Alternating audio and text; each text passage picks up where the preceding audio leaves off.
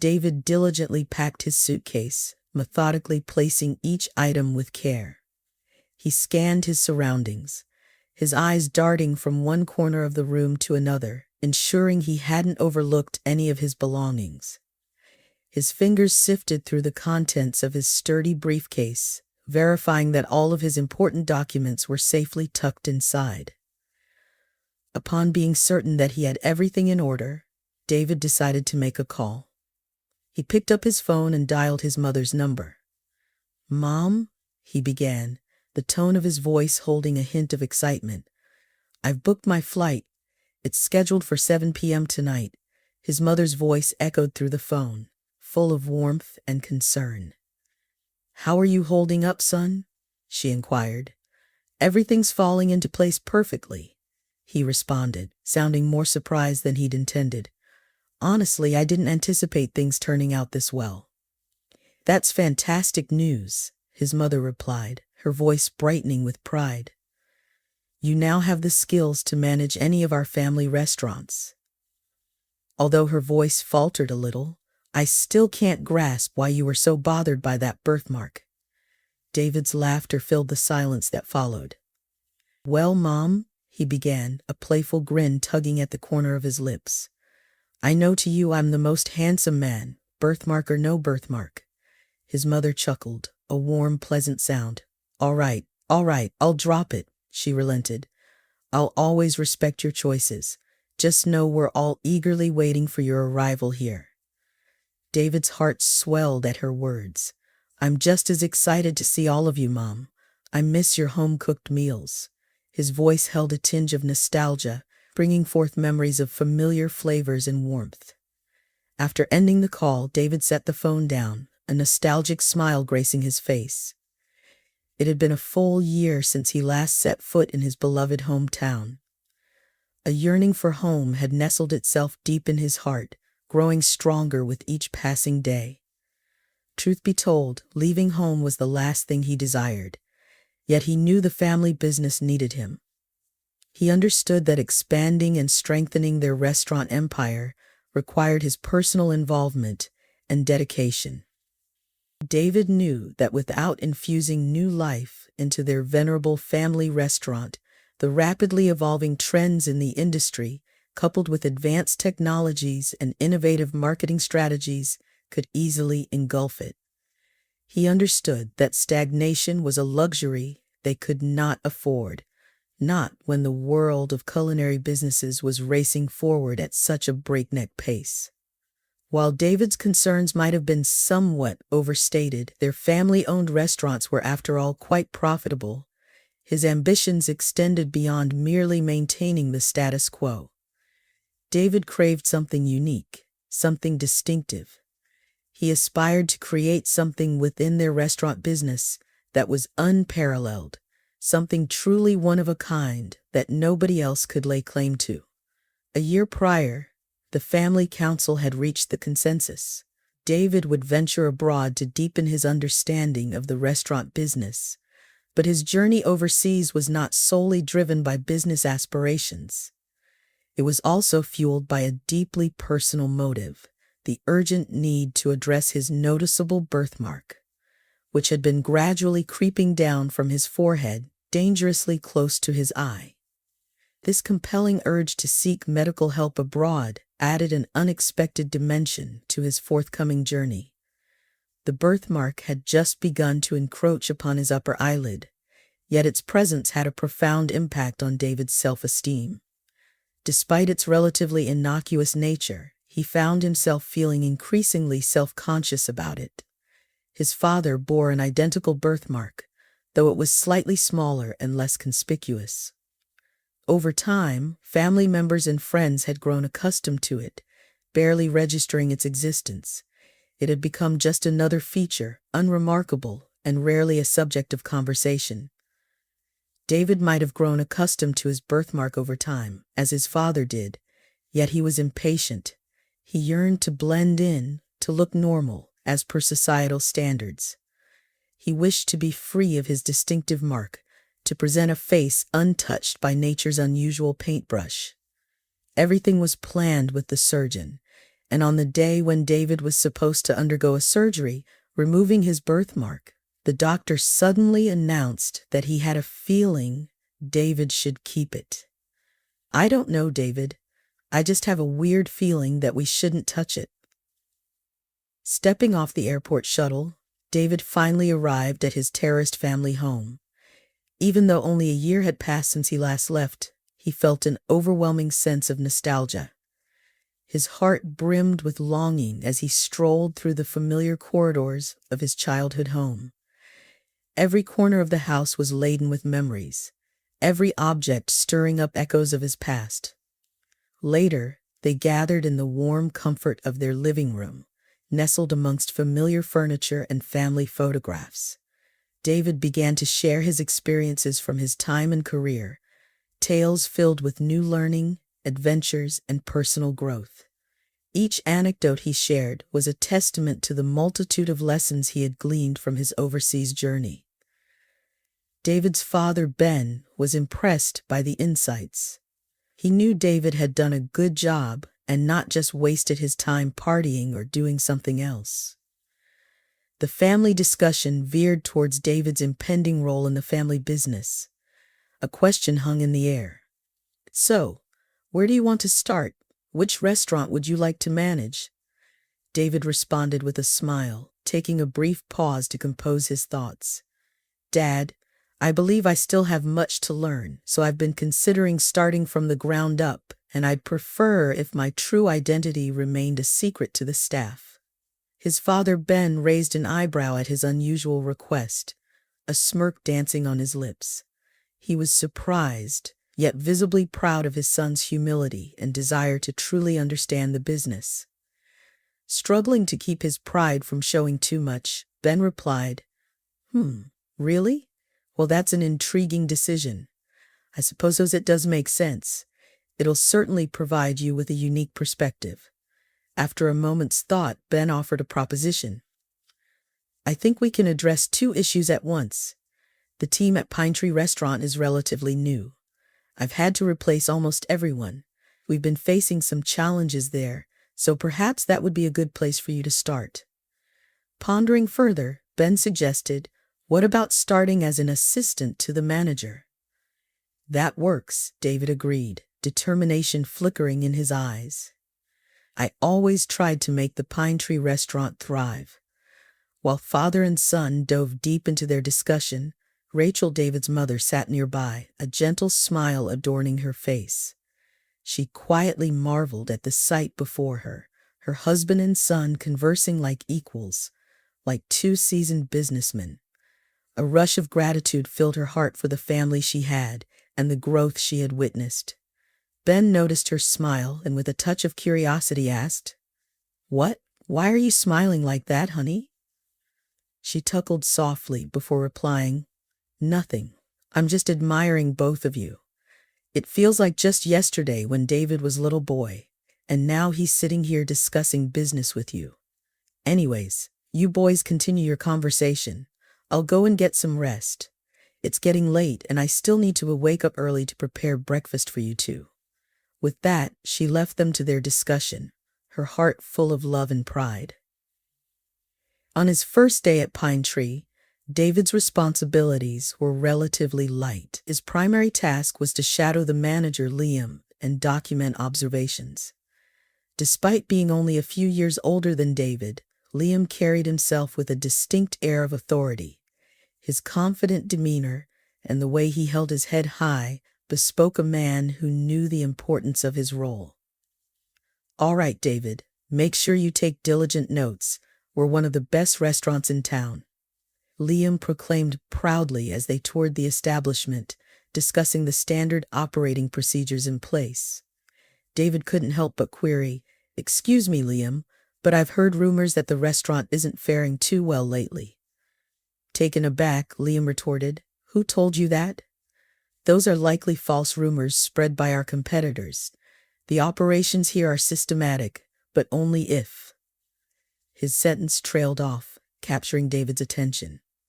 David, maintaining eye contact, prompted, "Only if what?" He waited for Liam to complete his thought, Brushing it aside, Liam simply responded, "Never mind. It's always better to see things for yourself than to hear about them. You'll understand soon." Just then, Liam's focus shifted to a worker hurrying across the room. He called out, "Where are you heading off to, Emily? You can't just take breaks whenever you feel like it." Startled, Emily halted in her tracks, her cheeks flushing. "Oh, I wasn't actually taking a break, Mr. Allen. I was trying to find you." Liam seemed taken aback, "Looking for me? I'm standing right here and you're dashing past me as though I'm invisible." "What's the matter?" A flash of determination sparked in Emily's eyes. "Some of the produce we received today is spoiled. I mean, we'll surely have to discard at least half of it," Emily informed him. Liam directed a knowing smile at David.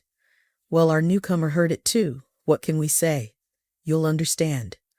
Turning back to Emily, he asked, "What about the other half? Is it fine? Can we use it?" "Yes," Emily confirmed. "Well, then what's the problem? Go ahead and use the other half." However, Emily, apparently taken aback by Liam's response, tried to argue. "Mr. Allen, we could have paid a little more and received better quality, fresher produce." Liam curtly dismissed her. "Emily, get back to work. Don't involve yourself in matters you don't understand. You're a chef's assistant, aren't you? Then go assist the chef. We don't need your unsolicited advice." Emily walked away, her eyes flashing with indignation.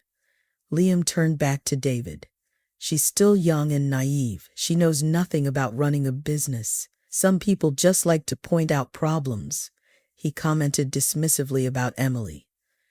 David, not completely agreeing with Liam's perspective, asked, "But don't you think she has a point?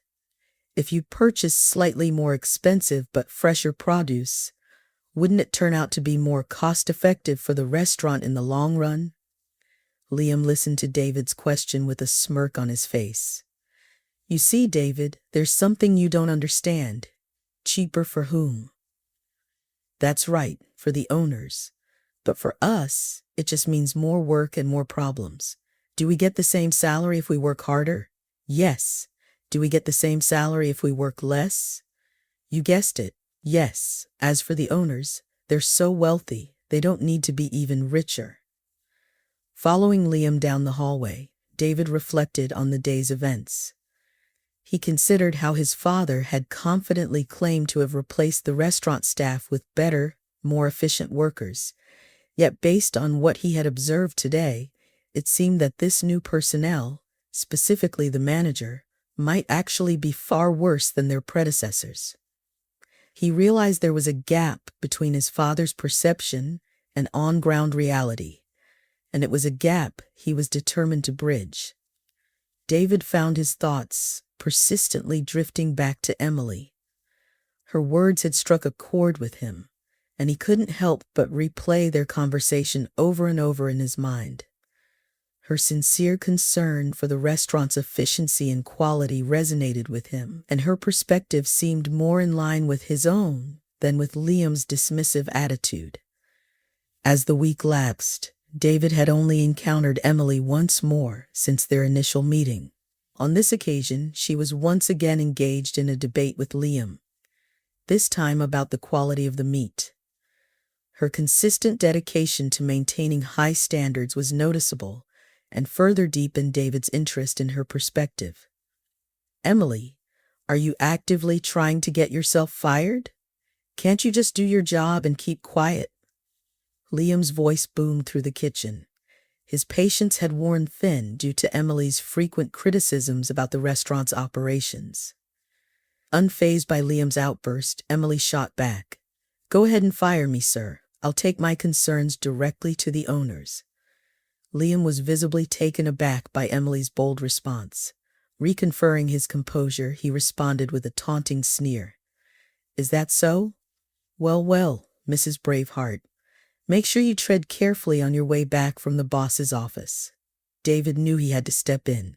Despite the potential risk of revealing his true identity, he couldn't stand by silently in the face of Liam's overt threat. His sense of justice and concern for Emily's well-being compelled him to take action. I don't believe it's appropriate for you to speak to her in that manner. David interjected firmly, his voice carrying a calm authority. Liam pivoted to face David, his eyes burning with unmasked fury. However, recognizing the shifting balance of power, he decided to retreat, silently exiting the room without another word.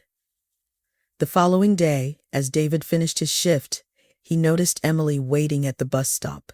His car was parked a block away, but the thought of driving home didn't even cross his mind. Instead, he found himself walking towards the bus stop. As he neared, Emily spotted him and greeted him with a warm smile. Catching her welcoming expression, David immediately spoke up. "He's quite the character, isn't he?" he commented, referring to Liam as he arrived at the bus stop. "I hope you're not taking his words to heart," he added, hoping to reassure her. Emily returned his concern with a grateful smile. "Thanks for standing up for me." For the next 10 minutes, as they awaited the bus, they engaged in light conversation about work, with David asking Emily general questions about her role. When the bus finally arrived, Emily stepped aboard, assuming that David was waiting for a different bus. To her surprise, however, David followed her onto the bus. "Oh, you're taking the same bus?" Emily asked, surprised. "Yeah, this is my bus. I get off on the east side," David responded, despite having no real idea of where the bus was headed. Emily chuckled. "Well, you should have done your homework. This bus doesn't go to the east side." Their shared laughter filled the bus. In the spirit of adventure, they agreed to disembark at the next stop and continued their journey on foot. That day was the catalyst for a blooming friendship between David and Emily. Together, they found an undeniable connection, always having a topic to engage in lively discussions about. They discovered a multitude of shared interests, which made it seem as if they would never exhaust their reservoir of conversation topics. Their bond grew steadily, forged by countless shared experiences and the mutual respect for one another's perspectives. During one of their routine walks home after work, Emily decided to open up to David about the real reasons behind Liam's apparent disdain for her. This shared moment of vulnerability was a testament to the trust and comfort they had built within their friendship. "We certainly have very different perspectives on many things," Emily began, her voice wavering slightly. "When Liam first became the manager, he decided he was some big shot and everyone should cower in fear of him. To make matters worse, he started to act as if all the girls in the restaurant were his possessions. So I did what anyone would do in my position." At this point, Emily noticed David watching her with rapt attention, encouraging her to continue. "I hit him with a wine bottle once," she blurted out. David's eyes widened in surprise. "What? Why? What led to that?" he asked, taken aback by the unexpected revelation. "Well, he grabbed my arm and said something particularly unsavory," she explained. David mulled over Emily's words for a moment, struggling to find the right response. When nothing more appropriate came to mind, he offered his candid thoughts. "You know what, Emily? I'm not surprised you did that. People like him deserve a wake-up call, whether that's a wine bottle to the head or a serious reality check." One day, they found themselves sitting on the restaurant's patio. Emily excused herself, standing up and making her way somewhere else. "David, could you please stay put? I'll be right back. I'm just expecting someone," Emily requested before disappearing from sight. David was left with unanswered questions, but decided to patiently wait for Emily. A moment later, he didn't need to wander anymore. A young boy appeared from around the corner. He was looking around warily. His attire was far from fashionable. In fact, it could hardly be described as suitable. He halted in front of David, looking up at him with hopeful eyes. "Hello, mister. Do you have any leftovers today?" the boy asked in a voice far too mature for his age. Then Emily also came around the corner. She looked worried as well. She was holding a plate of food. With the boy busily devouring his meal, facing away from them, Emily caught David's puzzled gaze. Sensing his curiosity, she softly began to narrate the child's story, careful to keep her voice low so as not to draw his attention. As Emily explained, it appeared that the young boy had been visiting the restaurant regularly for a while. However, his visits had ceased for a few months following a complaint lodged by a customer to the management.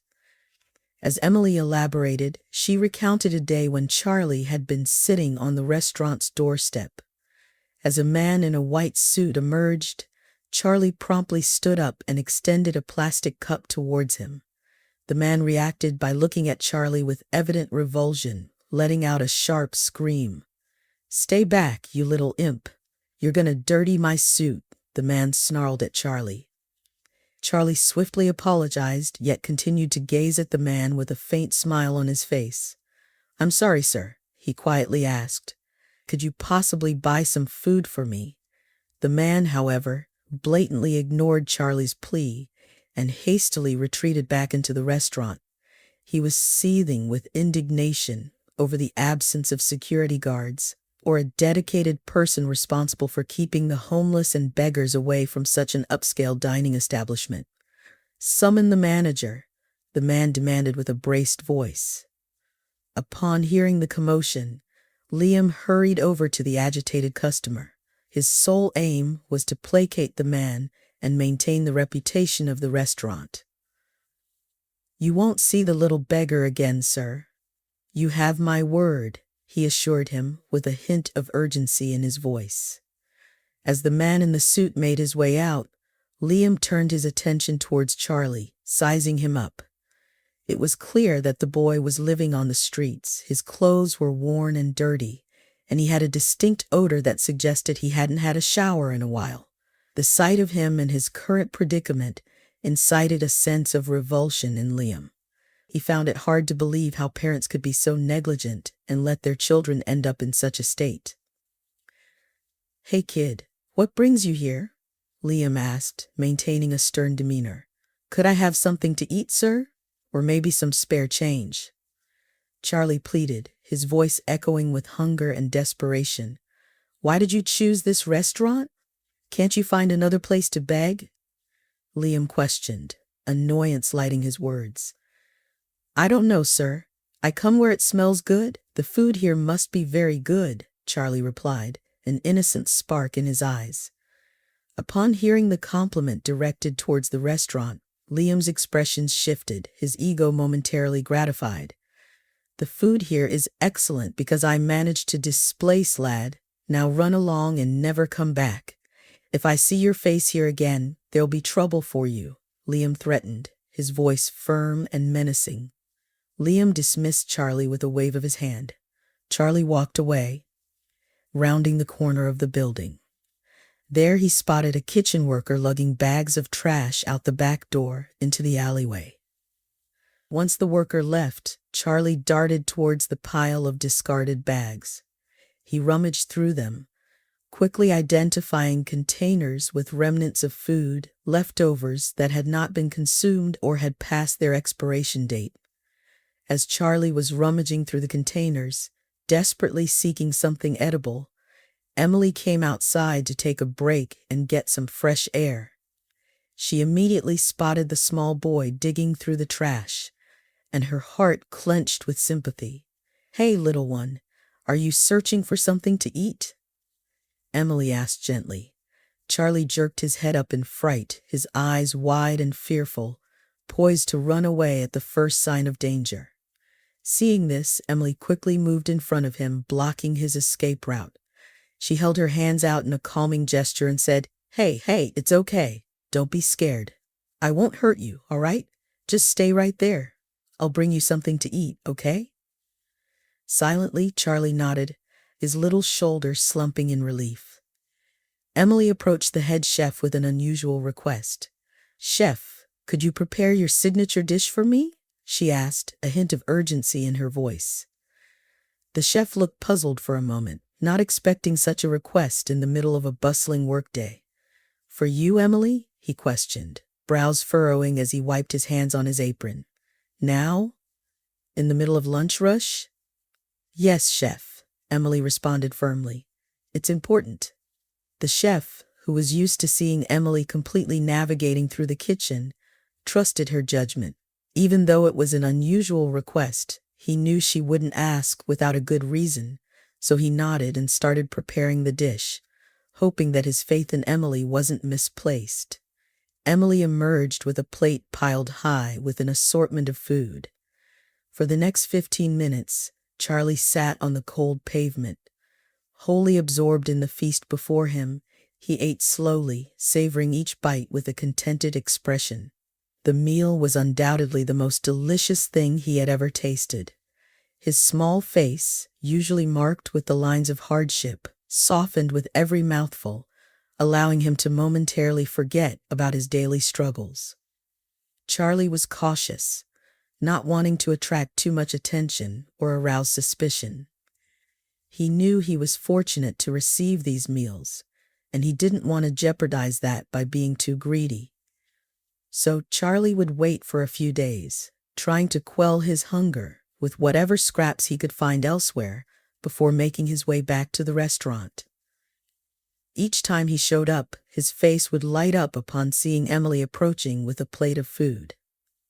Despite the uncertainty of his situation, those moments brought him comfort and warmth.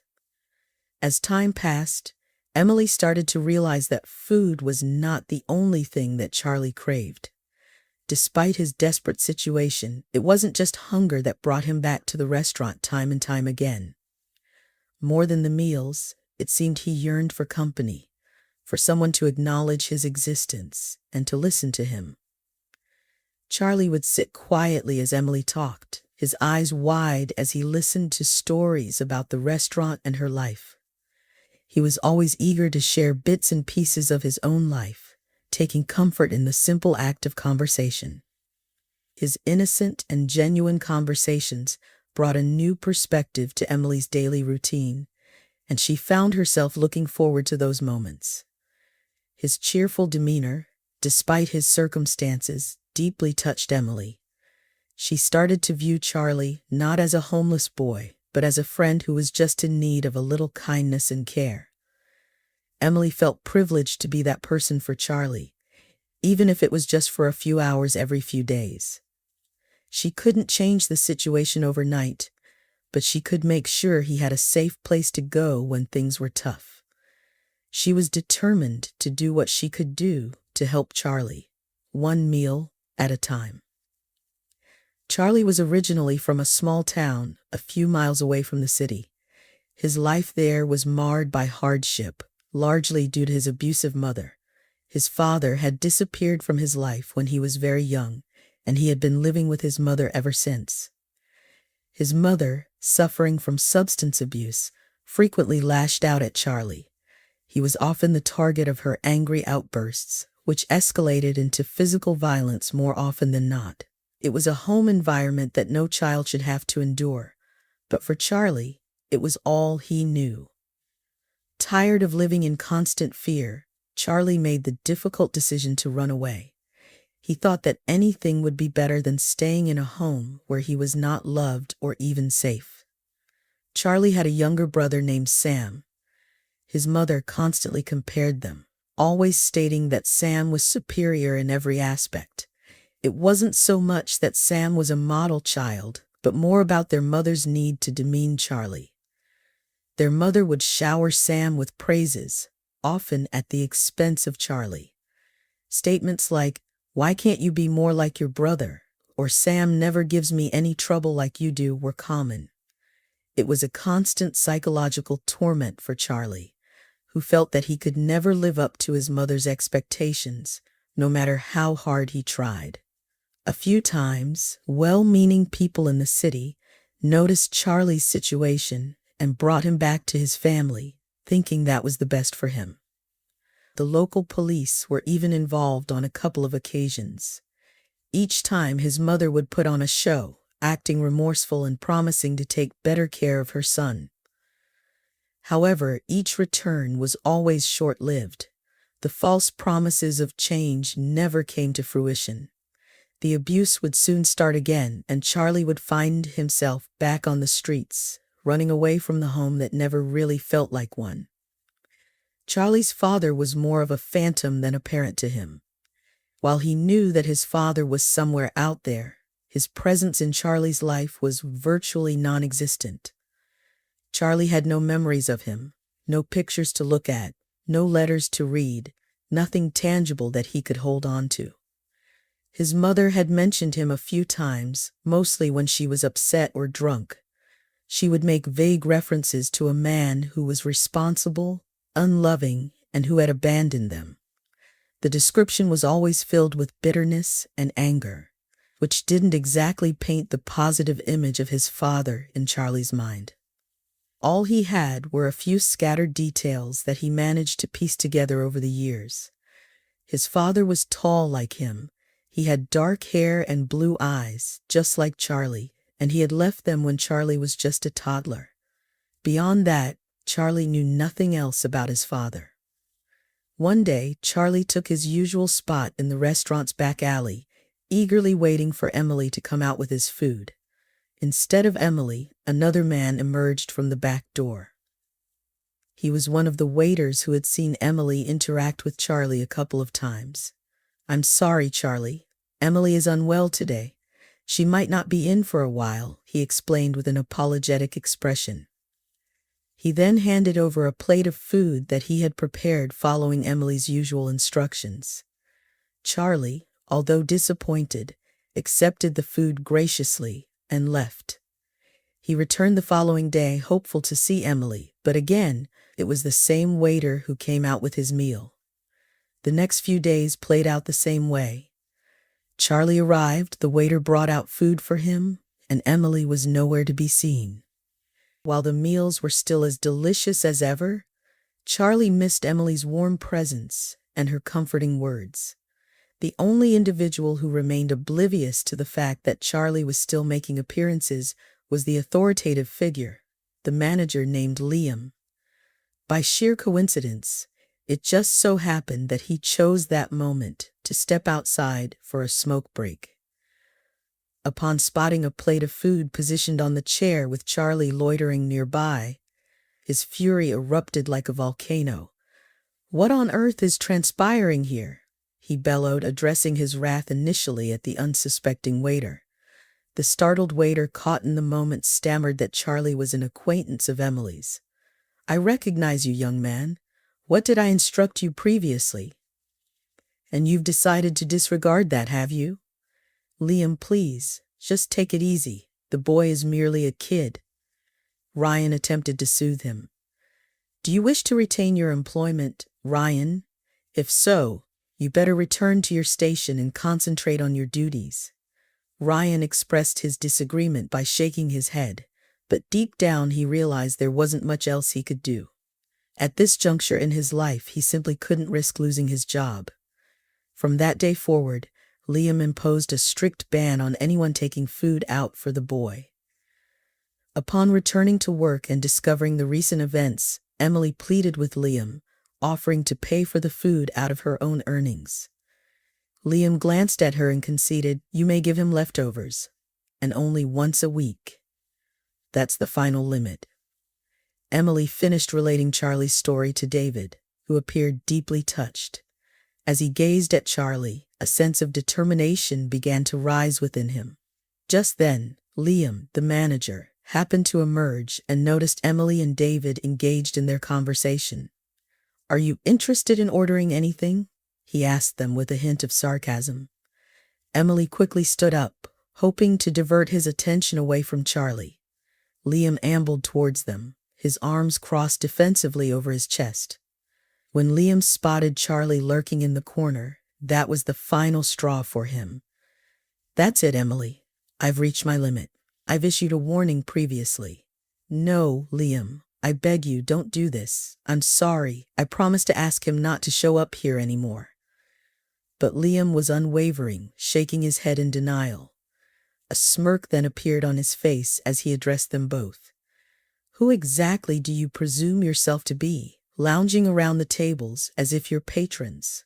Throughout this, David hadn't been paying attention to Liam. He slowly raised his head and said, Liam, I think it would be wise for you to dial it down a notch. Liam's eyebrow arched up in surprise at the bold retort. David, are you serious about maintaining your employment here? I recall how desperate you were when you first arrived, begging for this job. Has that memory escaped you already? Or are you behaving as though you own the place? Liam's voice betrayed his increasing anxiety. David couldn't help but smile at the irony of Liam's last remark before responding. Apologies for any confusion, but it appears you are correct. I am indeed the proprietor of this establishment.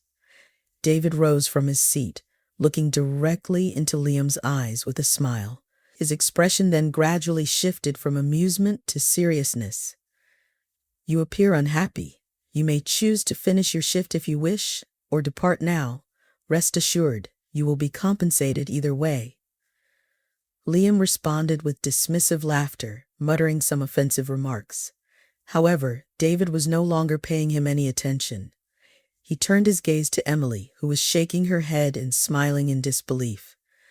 I can't believe you managed that. You've been an exceptional actor, maintaining this charade for so long. Later that very night, David approached his father with a major life decision. He expressed his intent to move out and rent his own apartment. Why such a sudden decision? Ben inquired. Did you meet someone? He asked with a playful smile. David chuckled and replied, Yes, indeed, I met someone. In fact, I met two people. Ben was left puzzled as David retreated to his room, his laughter trailing behind him. But Ben was confident that David was mature enough and didn't need to lay out his entire plan. He had trust in his son's decisions. The following day, David woke up early, recharged, and in high spirits. Today, there was no need to conceal his luxurious sedan, so he drove straight up and parked right in front of the restaurant. Upon recognizing his car and realizing he was actually the restaurant owner, the staff were taken aback.